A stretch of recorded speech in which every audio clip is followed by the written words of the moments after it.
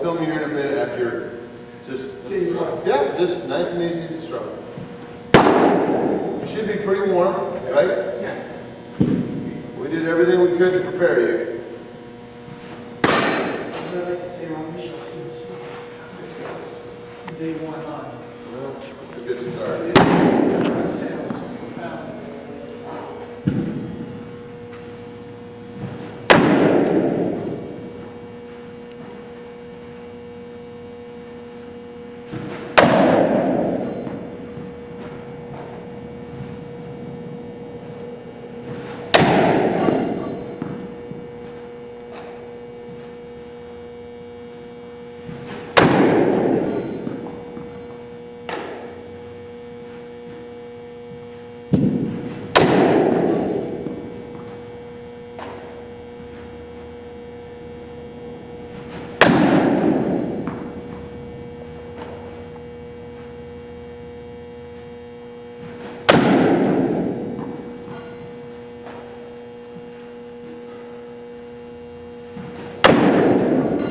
Okay, go through your whole lineup now, and you go 2 throws from the stretch, 2 throws from the lineup.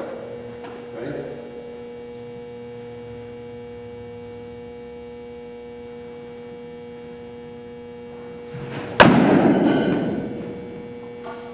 One more.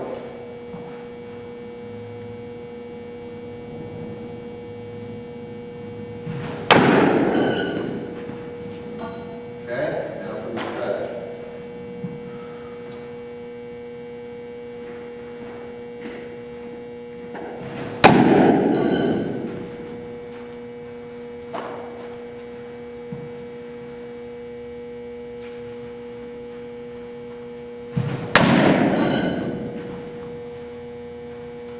Okay, stay right there.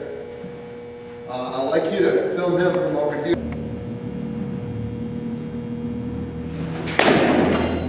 Okay?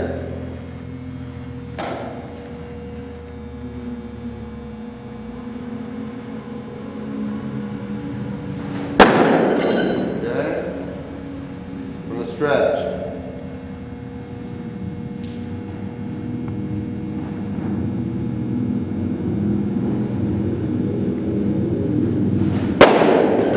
Okay?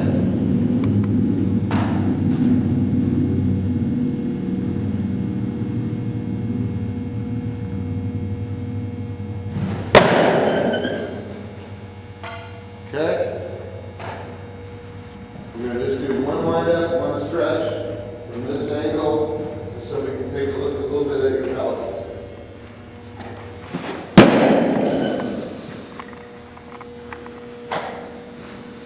Stretch.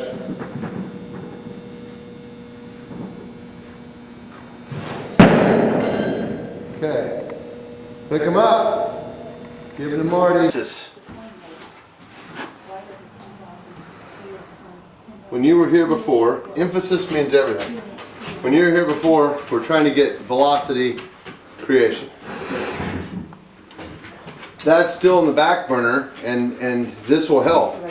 But first, we got to make sure you're completely healthy and that arm feels great before we can ratchet it up. Yeah. So the emphasis has changed for me from primarily velocity enhancement to make sure that we're really healthy.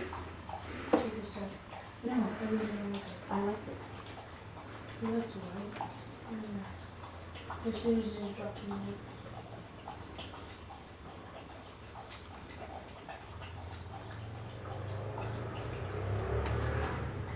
Alright.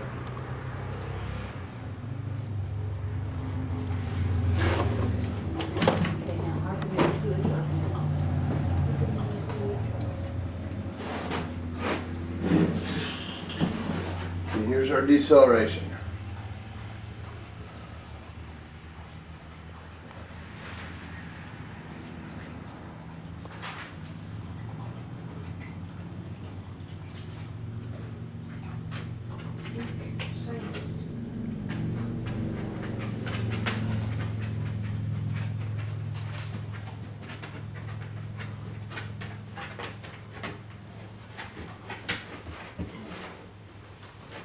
Are you starting to pronate that?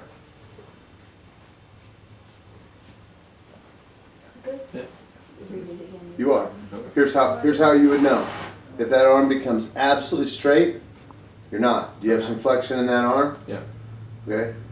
That's now what I see immediately, Dad, from this, It should be how and I don't know why I didn't see this before, but this is an issue.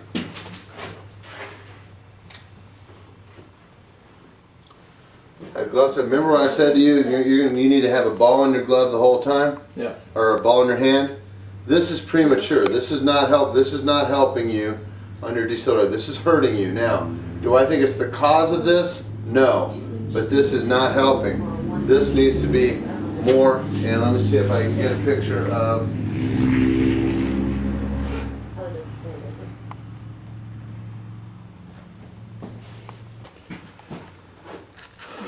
These glove sides have got to be more. You got to fold it. Your glove side is too close in almost.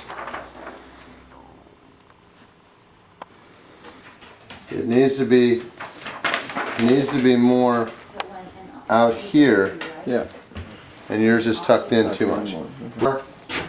You're going to be more square rather than having this shoulder closer to the catcher. So this is significant. Now, so that's a secondary issue. We're not going to worry about that right now, but we'll take a look at that as we go.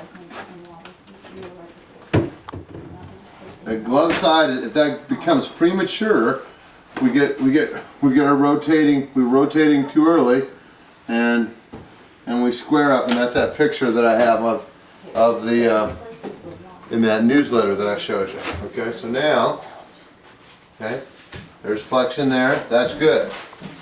That's very much like Kane here. See it? Yeah. Very good. Still stays there, but notice your glove side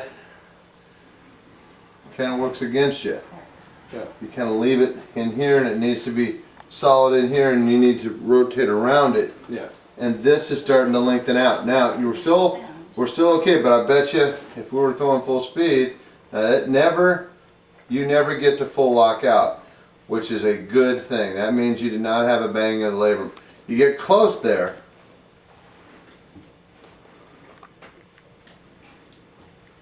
Okay, so you see your arms flexed here? Yeah. You want to now just rotate the thoracic spine through there, but because your thoracic spine stops there, and then we get that, but it doesn't look like you don't get your bang there. So what I'm trying to stay away from is that arm. That's a little bit, see, when you get your glove over here, just do that one time. Just get yourself in that position. Can you feel that? Yeah. All right, now have this go, just leave that there. Just have this go here. That already feels better. Then this goes, then that's, so it's just little things like that. Right? This is Strasbourg, by the way.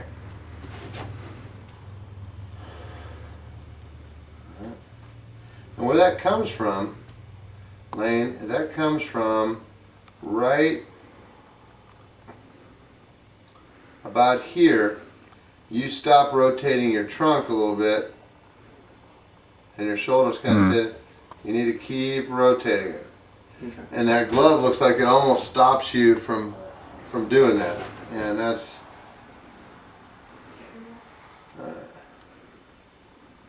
let's take a look from another perspective here. Archimedes determined, so now what you're trying to get to is that Archimedes determined that whether an object's sense of force depends upon its density compared to the density of the water. Wait, is that changing?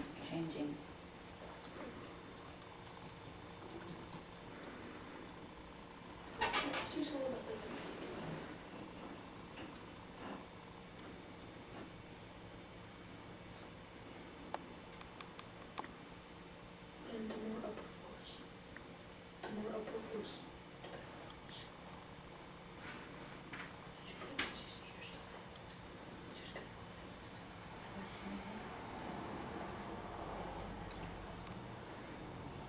Okay, obviously you're throwing shoulder that's closer than your glove side shoulder. Yeah. Okay, now from here, we want to keep rotating around the hip. Now, see, now, well, notice this. Okay? You're in pretty good shape here.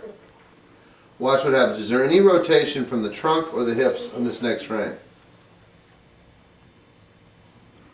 Very little. What happened to the arm?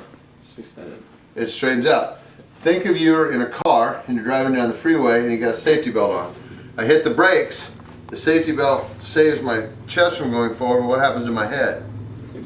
So when this stops moving, energy goes this way, arm lengthens, and that is going to be your rotator cuff.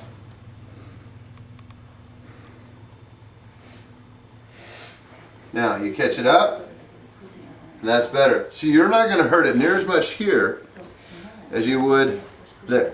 Yeah. Okay? Remember we talked about A, B, and C, and I think I did not teach this well enough last time, and let me teach it well this time. Once I get released, right, and I just rotate, this midline, my elbow should never cross my midline. So, did it cross my midline? Well, here's my chest again. There it is. Right. That's fine. Yeah. If it crosses my midline, right, that's a B. Yeah. But if my hand doesn't get on the outside here, that's a B. An F, I used to sell as C, but it's an F. If we go from A, B, and F all the way out here, that means I got the label. Okay? So he wants to be an A. A and a B. An A, okay. Don't let that arm cross. So now, what was good about this is all of his extension happened where it's supposed to happen, out here, and not, see that's still, there's some flexion in that arm still, and then he rotates.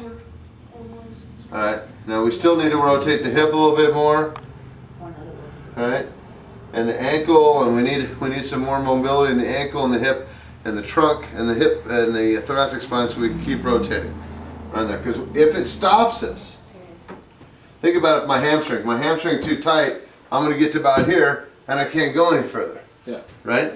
My hamstring's a little bit more flexible, I can get out over. That's the reason we work on it so hard. So flexibility, you know, they always say with that joke,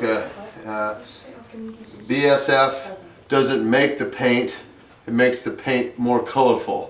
Or it doesn't make the airplane fly better, it makes the doesn't make the airplane, makes the airplane fly better. I don't know if you remember those commercials, but really, sure, make me feel my age here.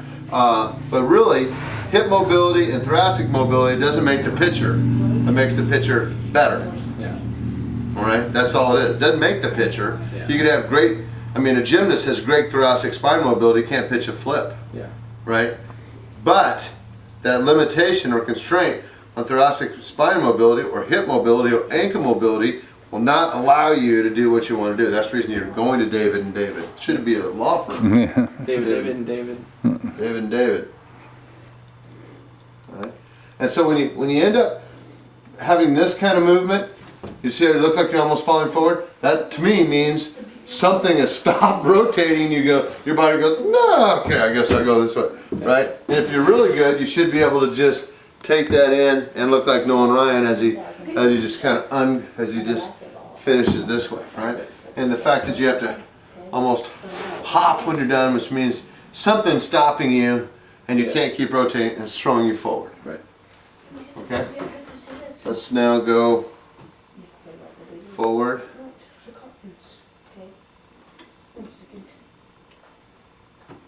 Okay, we've already seen this, but we're just going to play it again.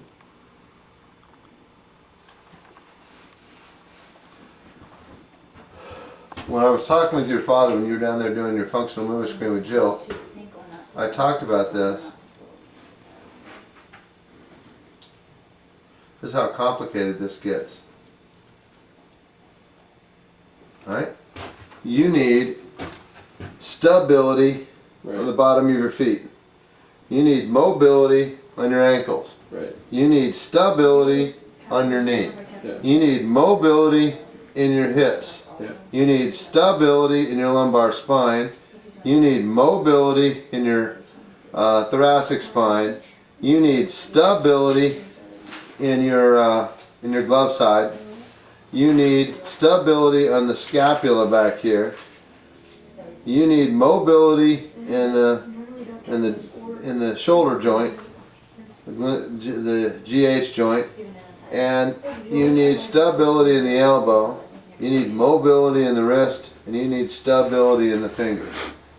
Okay, that's all you need. Other than that, it's pretty easy. Okay, but here's why I say this. All of a sudden, you don't have very good stability in your feet. Makes the ankle have to be more mobile, or it has to make the ankle stable. Well, the ankle's not supposed to be stable. It's supposed to be mobile.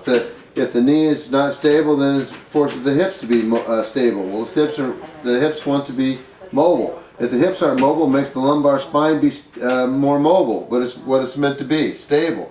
See what I mean? Yeah. So it has all that problem. You go back, you can go the other way. Thoracic spine is less lax in mobility. It forces the lumbar spine to be more mobile. That's a problem. Yeah. All right. So there's where you have this kinetic chain that go through the system, and so you need to make sure that each part. That's the reason we do barefoot. A lot of bare feet stuff, because we want the bottom of the feet, and we do. We have your Freeze or your Vibram shoes and all that. All that is to help the feet be independent, be stable. And then we do ankle mobility, we do knee stability, we do hip mobility, and of course the lumbar spine. Everybody's talking about core strength.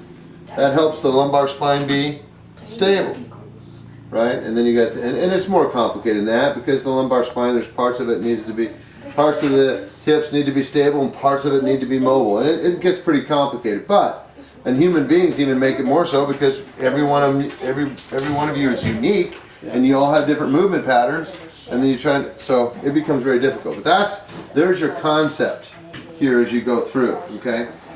So what you're doing with Dave and Dave is really good. That needs to happen. You remember your pattern, what it needs to be as you start to go through this stuff.